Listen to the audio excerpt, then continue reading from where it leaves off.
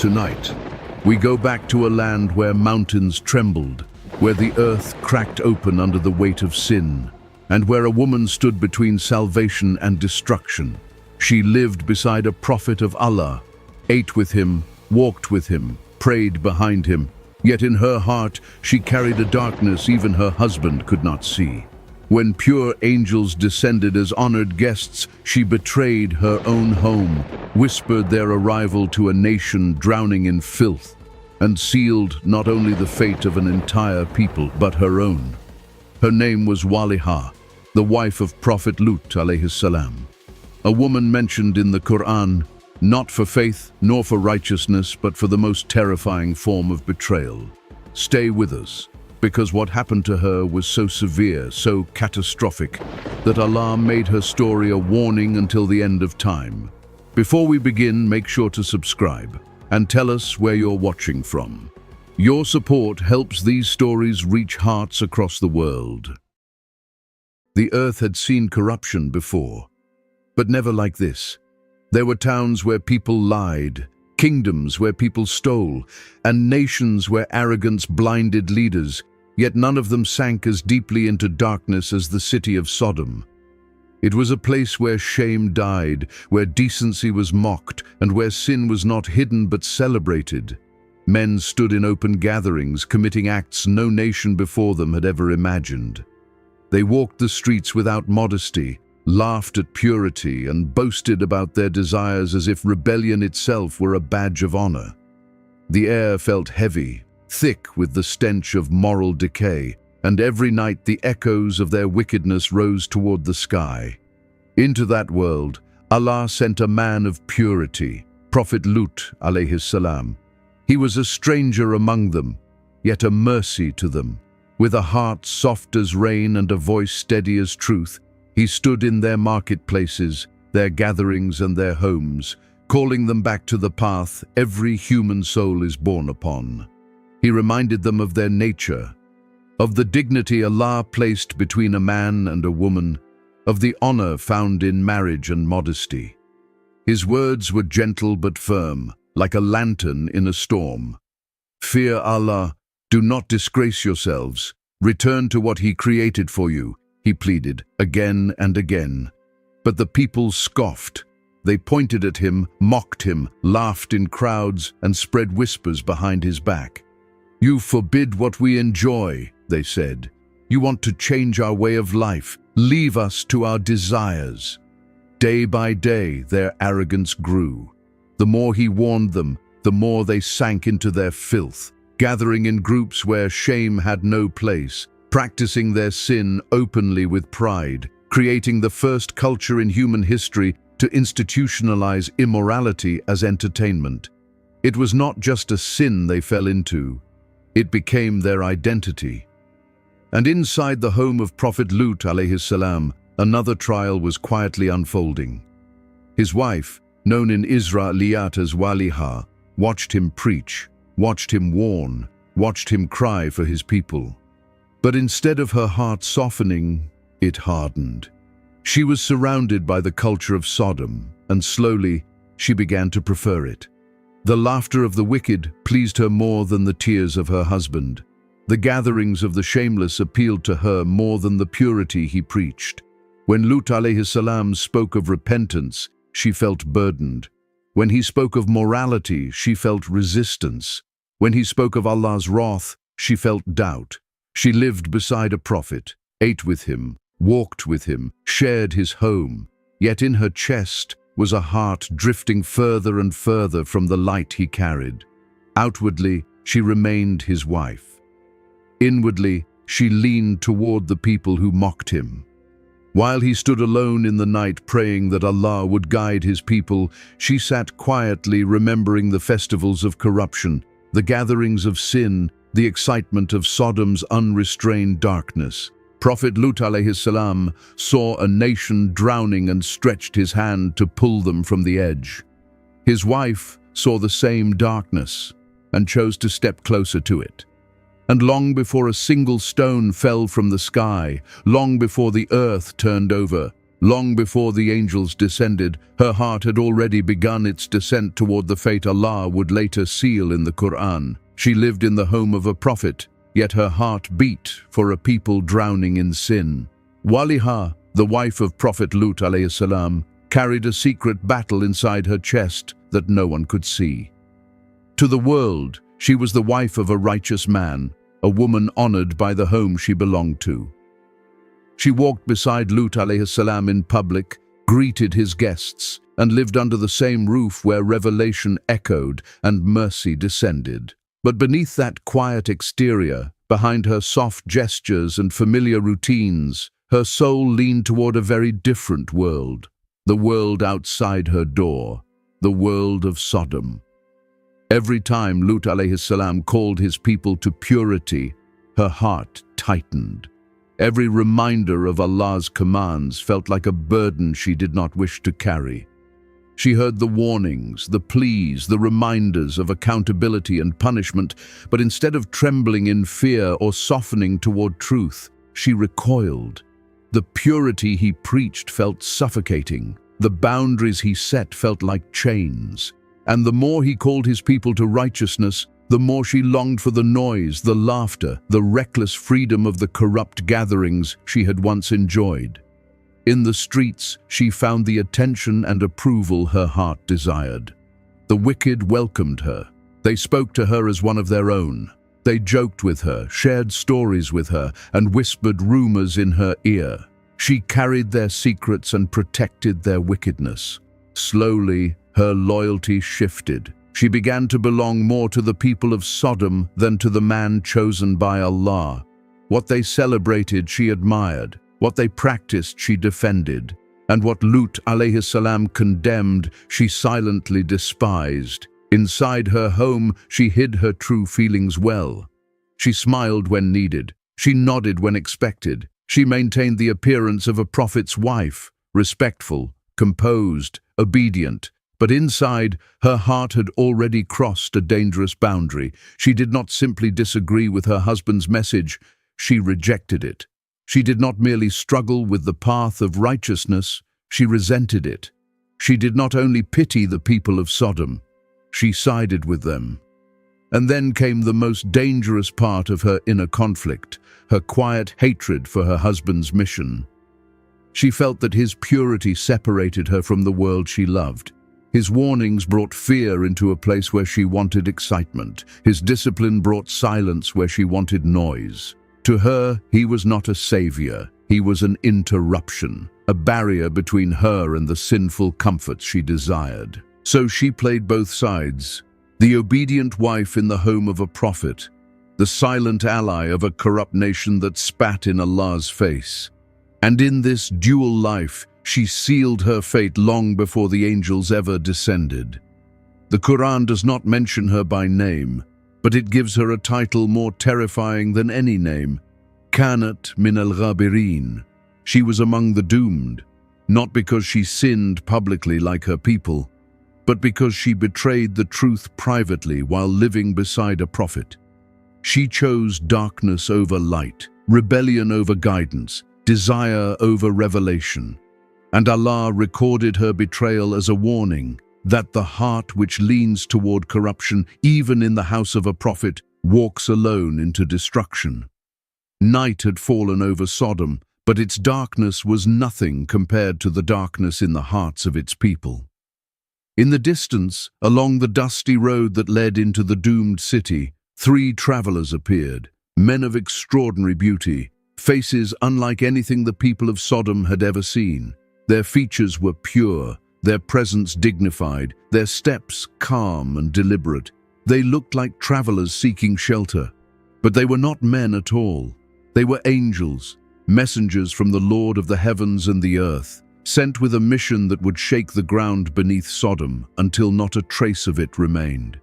When Prophet Lūṭ ﷺ first saw them, his heart trembled, not out of fear of them, but out of fear for them.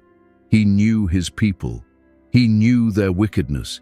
He knew their lust and shamelessness. Handsome men were not safe in Sodom, and these travelers possessed a beauty that would ignite the desires of a corrupted nation. So he rushed to them, lowered his gaze in humility, and greeted them with honor. "You are not safe in this city," he whispered urgently. "Come with me. Come to my home. Do not stay in the streets tonight." The angels accepted his hospitality, even as they hid their purpose. They allowed him to lead them through the narrow alleys, past the drunken gatherings, past the whispers of filth, past the gazes that lingered too long, and every step Lūṭ alayhi salam took increased the weight on his chest. He knew if anyone saw these travelers, chaos would erupt.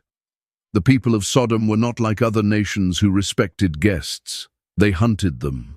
Inside his home, Lūṭ alayhi salam quickly prepared a meal, urging the guests to remain hidden. He stood by the door, tense, listening for footsteps outside. His heart pounded as he silently prayed for protection, for them and for his own dignity as a host. But while he struggled to shield them, another pair of eyes watched with a very different intention. Wāliha. When she saw the guests, something stirred in her. Not fear, not caution, but excitement. She had never seen men with such beauty. She knew exactly what their presence would do to her people, what kind of frenzy it would unleash.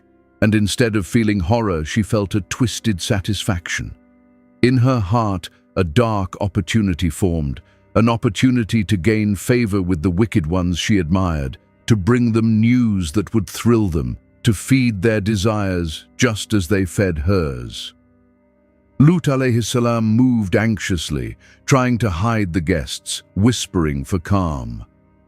But Wāliha's mind raced with a single intention. This was her moment.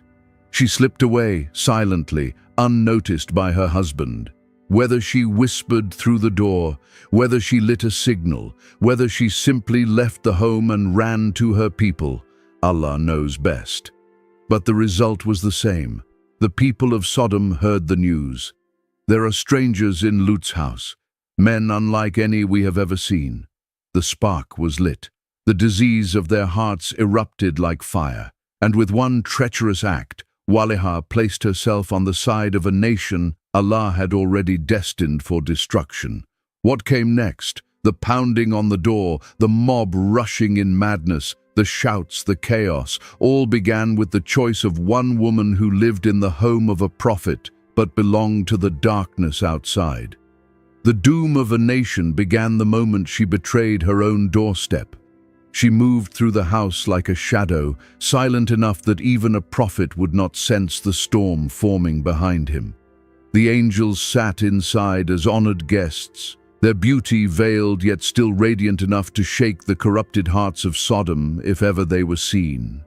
Lūṭ alayhi salam tried to steady his breath, whispering dua under his tongue as he glanced from the door to his guests and back again. He was racing against time, hoping, begging that his people would not learn of their arrival. But Wāliha already knew, and every second she watched those guests, her curiosity twisted into excitement, and her excitement into betrayal. Some say she slipped out through a back door. Others say she walked to the roof and lit a small signal fire, a secret sign used by the wicked of Sodom.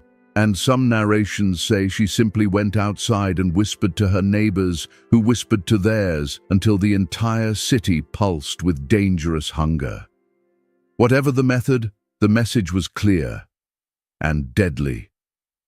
"There are strangers in Lūṭ's house," she whispered. "Men unlike any I've ever seen." Her words spread through Sodom like poison.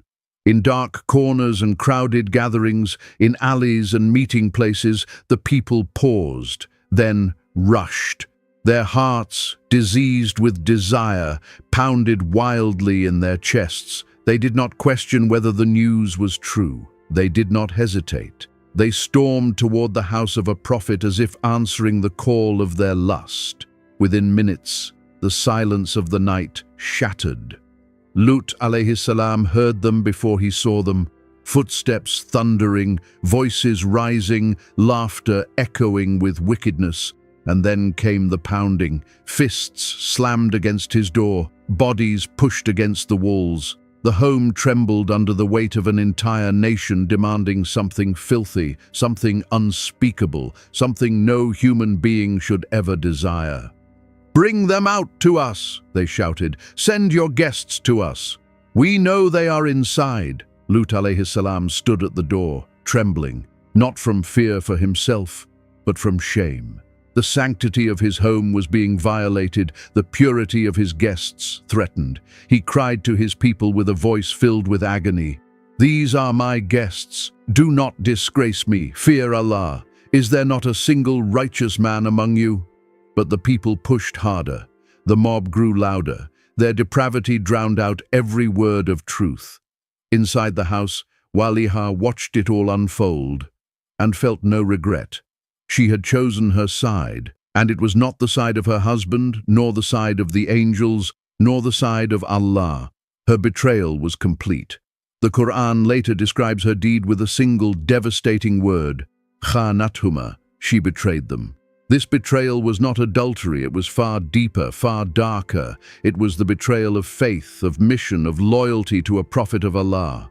She did not protect truth. She aided falsehood. She did not guard revelation. She exposed it. She did not stand with righteousness. She stood with a nation drowning in sin. And for that one act, that one moment where she sided with evil against the messenger in her own home, her fate was sealed long before the first stone fell from the sky. The house shook under the weight of the mob, their fists hammering against the door as if they wanted to tear the walls apart. Lūṭ alayhi salam stood between his guests and the chaos outside, his heart pounding, his voice cracking as he pleaded with a people who no longer listened to reason nor feared the wrath of Allah. The crowd had lost all sense of humanity. Desire had swallowed their minds whole, and in that moment of desperation, when the door trembled and the night filled with screams, the angels finally spoke. Their voices were calm, steady, powerful in a way no human voice could ever be. "O Lūṭ, do not fear," they told him. "We are messengers from your Lord." The words froze the air. A wave of relief washed over the prophet, yet with it came a tremor of awe. These were not ordinary guests. They were beings of light, sent with a command written before time itself. They stood, and with a single gesture, a single motion unseen by mortal eyes, they struck the mob with blindness. The screams outside twisted from lust to terror as men stumbled in the darkness, clawing at their faces, crying out in pain. They staggered through the streets of Sodom, helpless, confused, grasping for walls and falling over one another. Lūṭ alayhi salam looked upon the scene with trembling hands. The punishment had begun. The angels turned to him again. "The decree of your Lord has fallen upon these people. Their destruction is no longer delayed." The words hung heavy in the air, a sentence, a warning, a promise. The angels commanded him to act quickly. "Take your family and leave this city in the deep of night.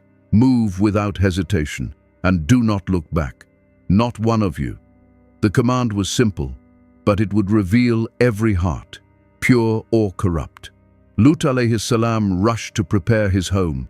He called his daughters, gathered their belongings, urged them to move swiftly. The city outside was spiraling into chaos. Blinded men wandering the streets, curses echoing, cries rising as the first tremors of divine punishment began to ripple through the earth. Inside the home, fear and urgency filled every corner, except in the heart of one woman, Wāliha. The warning from the angels reached her ears, but not her soul. She followed the group mechanically, her feet moving with them, but her heart remained chained to Sodom, to the noise, the sin, the people she admired, the wickedness she secretly supported. Allah had not commanded them merely to leave. He had commanded them not to look back. It was a test, a separation of the righteous from the doomed. The believers would walk forward with fear and obedience. The corrupt would turn their heads toward the world they could not bear to lose. As Lūṭ alayhi salam led his family into the darkness, guided only by faith and the whispered urgings of the angels, Every step took them farther from a city, moments away from extinction. The sky above them began to tremble. The distant rumble grew. Something ancient and terrifying was awakening by the command of Allah. The moment had come when hearts would be exposed. For the believers, salvation. For Wāliha, the consequence of a lifetime of secret rebellion. Her steps followed the Prophet, but her heart had never left Sodom. They fled into the night with only the moon to light their path. Lūṭ alayhi salam at the front, his daughters close behind him, and the angels urging them to move faster, not to slow down, not to hesitate. Behind them, the city groaned like a dying beast. The earth trembled under their feet. Winds rose with a sound that carried both warning and wrath. Every believer who walked that night felt the weight of Allah's command. Do not look back. It was the final test, a test not of footsteps, but of hearts. Wāliha walked among them, but she did not belong with them. Her pace was slow, her breath uneven, her eyes drawn again and again toward the darkness behind her. For Lūṭ alayhi salam, every moment was filled with grief for a nation that rejected him. For his daughters, every second was soaked with fear, their hearts beating with the hope of survival. But for Wāliha, the night felt unbearable. She could not understand how everything she loved could end so suddenly. The laughter of her people, the gatherings she enjoyed, the world of sin she cherished. It was all slipping away, carried behind her in the growing roar of divine punishment. And then it happened. She stopped. Maybe it was disbelief, maybe it was longing, maybe it was a desperate curiosity to see if the warnings she mocked were true. Maybe she simply could not resist watching the destruction of the city she had chosen over her husband's message. Tafsir tells us she looked back, not with obedience, but with attachment.